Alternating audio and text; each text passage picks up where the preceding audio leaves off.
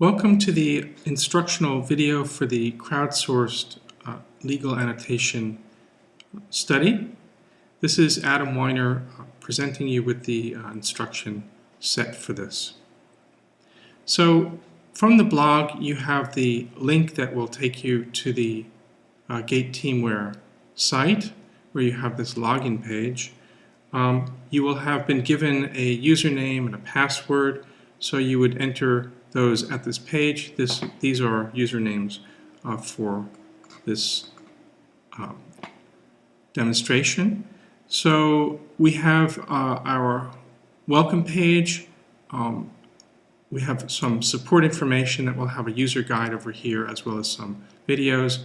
If you have not been here before, you can edit your profile, adding some information about yourself. But let's just go directly to the Open Annotator Editor. So when you click on that, you see that you're downloading a Java web application to your local machine, and it will ask you if you should keep, or it should ask you to keep whether you want to keep it or not. So we're going to keep this, and then you want to open that application. It usually takes a few moments to get it running. We should see something popping up over here pretty soon. Depends exactly how you do this on a Mac versus Windows versus a Linux machine, but you see that the GUI is starting to open over there and up there, and in a moment we should see the annotator GUI.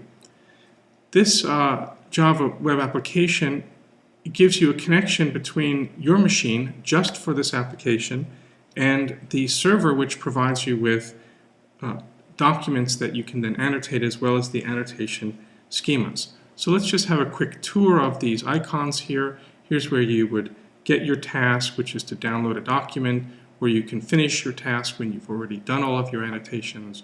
You can save the document if you're halfway through, reject it if you don't want to work on that.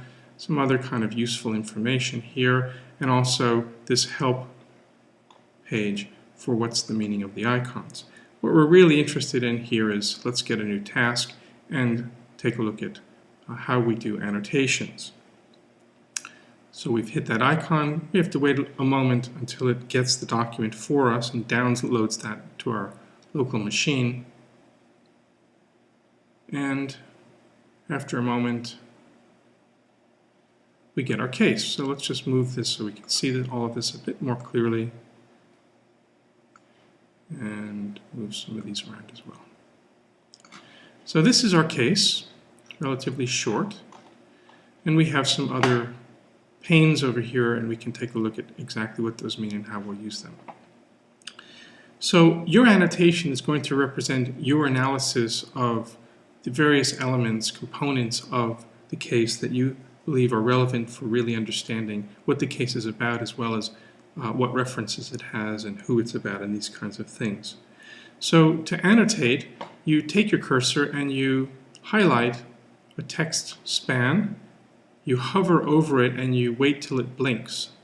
And by doing that, you see what's happened is that this annotation editor dialog box has popped up. Something has happened over here and something has happened over here. We'll see a little bit more when we take a look at a specific annotation. Let's take a tour at the moment of the annotations and their types and features in the annotation editor dialog box. Here we have the various types. These are all discussed in the blog post, and they will each have features. So let's see what happens. We pick argument for party, and we have these various features over here. Focusing your attention here and not on what's happening to the text, because that's not quite relevant yet. And we have various facts. We pick the fact type, and we have various features there. Our indices, issues, legal roles, other to cover other kinds of things that we want to draw attention to, procedural history, and reasoning outcomes. All right, so now we are ready to annotate our particular text span there. So we know that this is a case citation, and we know that case citations appear under indices. There it is, case citation. We select that, click on it, and we've colored it yellow. We've added over here, the type is indices, and over here you can see this text span from here to here has the type of indices and the feature case citation. And we can do this for another one. Again, we highlight it, we hover over it, we wait till it blinks, and then we select our annotation feature, and it colors it yellow. It's very important to highlight, hover, and wait till you have the blinking, and then select your annotation. We can do this for other elements here. We have parties, legal roles. So again, we hover. Now we want to change our annotation type because we are interested in annotating this text span with plaintiff. And we can then do this for this one here.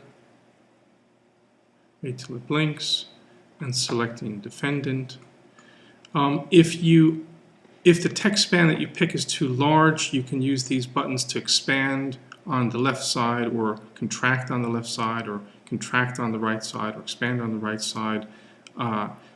What really matters is what happens once it starts blinking. Then you're in a position to make one of the annotations. Now, purpose of these different of the checkboxes here is because we can turn on and off these annotation types, so that if we wanted to focus on certain kinds of things, we can. I mean, it depends on your strategy for doing annotations throughout the document, whether you want to focus on, let's say, just roles or citations or facts or whatever it is. Whatever strategy you want to deploy that serves you best is fine with us. But you can also see that by turning these on and off, you've stopped the blinking here, which may, for some people, be useful. We might have a reason to have double annotations. So for example, this has already been annotated with plaintiff, but here we highlight it again, and we can create a new annotation on top of a previous one, because we know that this is not just the plaintiff, but also it's the appellee. And again, we had to select, we might want to decide which one we're focusing on here. Okay, we know it's legal roles, and then we say it's an appellee. And what you see over here is that this text span, the same text span, has legal roles as the type, but it also has separate features. So this enables us to search for text spans that have distinct features, whether plaintiff or appellee. We can continue on for various other sorts of annotations here. Here we have jurisdiction, and that's going to be under our indices. There may be some issues about what you're annotating and how much, so let's illustrate that with this text span. Suppose that I say initially that's a hearing date. And then I look at that, so you see that it's been annotated with hearing date. And then I look at that and I say, no, I don't really like that. I want to delete that annotation. So you would go back to the annotation and use this button to delete the annotation. So you see it becomes uncolored. Then I can go back to it, I annotate it, highlight it again, wait till it blinks, and then I can annotate it with what I think is the correct annotation. I can continue with, here's the lawyer for the plaintiff, and I have that under legal role, plaintiff's lawyer. I have judges here, which I've put under indices, judge name. So at this point, we could conduct searches for jurisdiction and plaintiff, various participants, the judge's name, these kinds of things. We have other case relevant elements here. We have here a cause of action, and we've placed this under facts. So we have cause of action for that, and you see how we have a separate color for this. We'll talk about this further. Other things that may be of interest, there are many things of interest here that we could annotate, but one that's particularly relevant perhaps, let me just make this window a little bit more narrow here.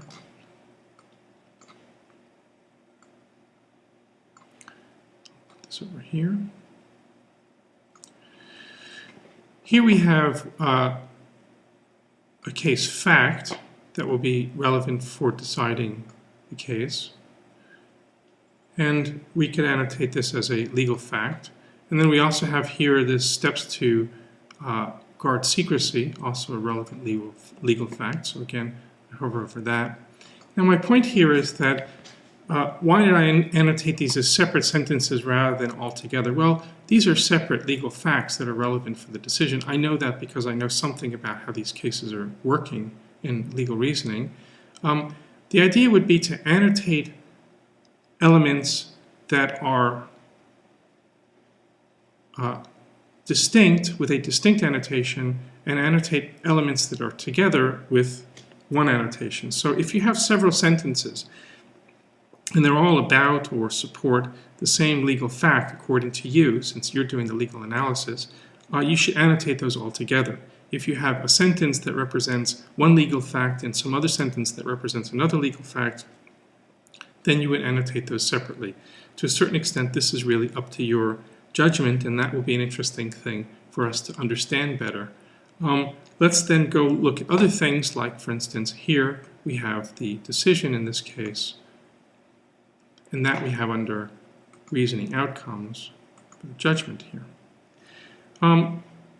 Just along the way, I might as well point out, maybe you'd like to have different colors here. What you can do is you can right-click on these annotation types, change the color, you'll get something there. I'll pick blue for the sake of it. And there, everything that's been annotated with the type reasoning outcome will have the color blue. How much should you annotate? Well, you should annotate as much as you can. The richer annotations that we have for these cases, the more useful it is to all of us.